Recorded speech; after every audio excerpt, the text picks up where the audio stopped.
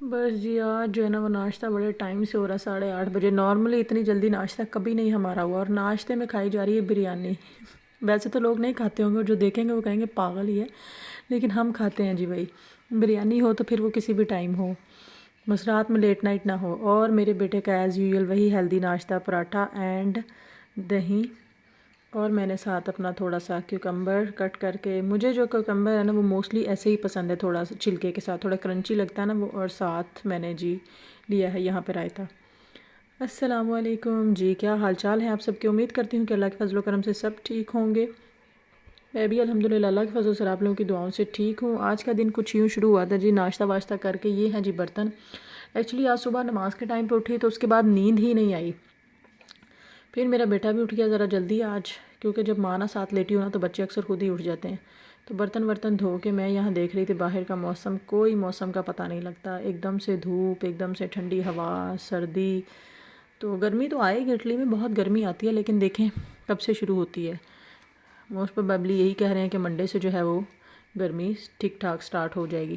خیر اس کے بعد میں نے لگائی ہوئی تھی، کل چلائی تھی واشنگ مشین، یہ سارے کپڑے شپڑے میں لے کر آئی، میں نے کہا ان کو سمیٹ لیا جائے، کیونکہ مجھے جو ہے نا میس کسی بھی چیز میں پسند نہیں ہے، ساتھ کے ساتھ سارے کام جو ہے نا وہ اچھے لگتے ہیں کیے ہوئے۔ آج کا ڈے نا میرا بڑا ہیکٹک ہونے والا تھا، کھانا شانا جو بھی کرنا کچن کا کر کے، یہ سمیٹ کے صفائی شفائی کر کے، اور مجھے جانا تھا مارکیٹ، کیونکہ کل سنڈے تھا تو میری کوشش ہمیشہ یہ ہوتی ہے، ویسے تو سنڈے کو اٹالین مارکیٹ اوپن ہوتی ہے، آپ سامان لے سکتے ہو، پاکستانی مارکیٹ بھی جو ہے وہ دن 12 بجے تک ہوتی ہے، لیکن یہ ہے کہ جب انسان خود ہی 12 بجے سو کے اٹھے تو پھر وہ کیا ہی سامان خریدے گا۔ تو مجھے یہ ہوتا ہے کہ دودھ دہی جو کوئی بھی چیز کا میں، یا کوئی فروٹ لانا کوئی چیز ضروری ہے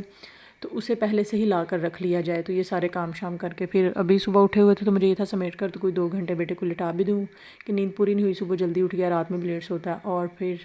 یہ جی ہم اس کے بعد آ گئے جی مارکیٹ مجھے آج 3 4 جگہوں پہ جانا تھا، پاکستانی مارکیٹ جانا تھا، وہاں پہ جو اپنی چیزیں ہوتی ہیں سبزی اور مسالے وہ چاہیے تھے، پھر مجھے یہاں پہ یہ چائنیز مارکیٹ، پاکستانی مارکیٹ سے سامان لے کر آ گئی جی میں، یہ چائنیز مارکیٹ یہاں سے لینا تھا۔ رات کو تھوڑی سی نا گرمی ہو رہی ہے آج کل، ہمیں تو نہیں لگتی ہے لیکن میرے بیٹے کو لگتی ہے، تو میں نے کہا چلیں کوئی پنکھا شنکھا دیکھتے ہیں اپنے لیے، مطلب بیٹے کے لیے کہ چلو چل جائے نا، تو بہت ٹھنڈ ہو جاتی ہے۔ میرا روم ویسے بھی کچھ اس طرح کی لوکیشن ہے اس کی کہ ونڈو جو ہے نا وہ بالکل باہر دونوں سائڈوں پہ پہاڑ نظر آتے ہیں اور اچھی ٹھنڈی ہوا آتی ہے، تو مجھے تو ضرورت نہیں محسوس ہوتی، لیکن وہ روتا ہے تو مجھے یہاں پہ نا پتہ ہی نہیں لگ رہا تھا، 35 یوروز، 25 یوروز، 85 یوروز،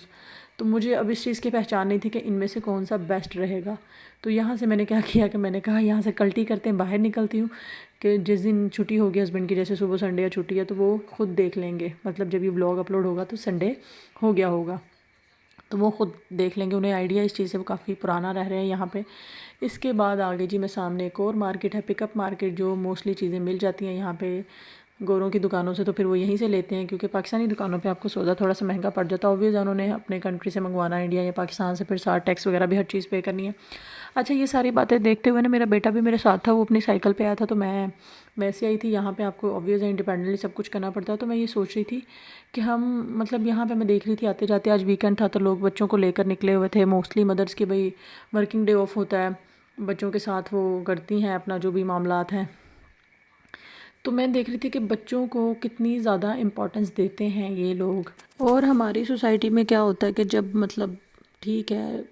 بڑے جب بچے ہوتے ہیں، جب ان کا پریکٹیکل لائف کا ٹائم آتا ہے، مطلب شادی وادی کا، تو اگر بچے اپنی کوئی پسند بتا دے، جو ہمارے موسٹلی ہوتا ہے ہماری کنٹری میں اس کی بات کر رہی ہوں، تو اماں ابا کا کیا ایک بات ہوتی ہے جی، نہیں ہم نے کر دیا ہے، یہ ہے وہ، مطلب اگر کوئی بچہ یا بچی بتا دینا اپنی پسند تو گھر میں نا ایک عجیب ہی بوال کھڑا ہو جاتا ہے، عجیب ہی طوفان کھڑا ہو جاتا ہے، مطلب ہم امپورٹنس ہی نہیں دیتے ان کے مشورے کو، کہ وہ اگر اپنی لائف کا فیصلہ لے رہے ہیں تو ٹھیک لے رہے ہوں گے، ان کو سپورٹ کرنا چاہیے، جیسے یہ لوگ اپنے بچوں کو سپورٹ کرتے ہیں ہر حال میں، بے شک انہیں پتہ ہوتا ہے سب کچھ، انہیں پتہ ہوتا ہے کہ یہ ہمارا فیوچر ہے، کہ ایٹ دا اینڈ ہمیں اولڈ ایج ہوم میں گزارنا پڑے گا،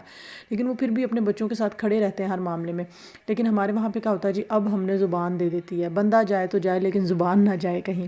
اور اس کے کانسیکوینسز بعد میں جو ہوتے ہیں نا، وہ پھر کانسیکوینسز بھی لینے کی ذمہ داری نہیں اٹھاتے پیرنٹس، وہ بھی یہ کہہ دیتے ہیں تمہاری قسمت تھی، تمہارا یہ تھا، تمہارا وہ تھا، یہ چیز پھر دیکھتے ہی نہیں ہے۔ تو یو ٹرن ایک جو ہے نا وہ ہمارے میں آج اپنے ٹیچر کی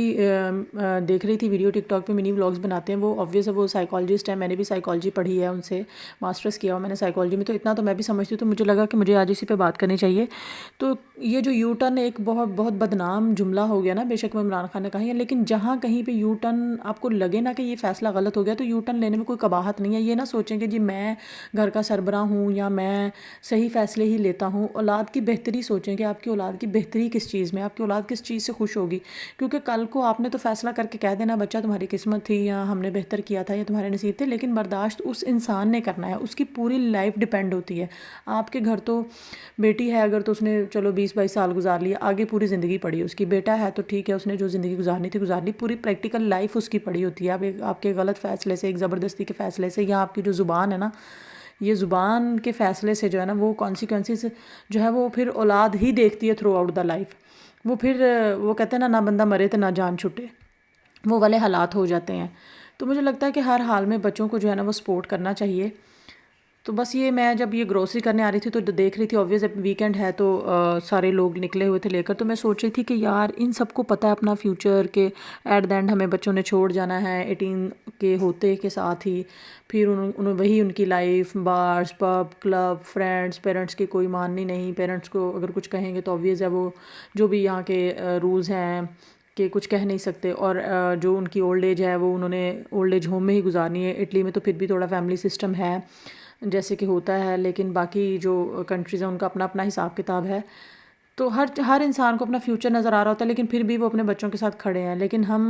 ہمارے سوسائٹی میں جو کچھ ہمارے کنٹریز میں ہو رہا ہے وہ اس طرح سے نہیں ہے۔ ایک گھر کا ماحول جو ہے وہ پتہ نہیں کس طرح کا بنا دیتے ہیں، عجیب و غریب۔ تو پھر جب کوئی باہر انسان،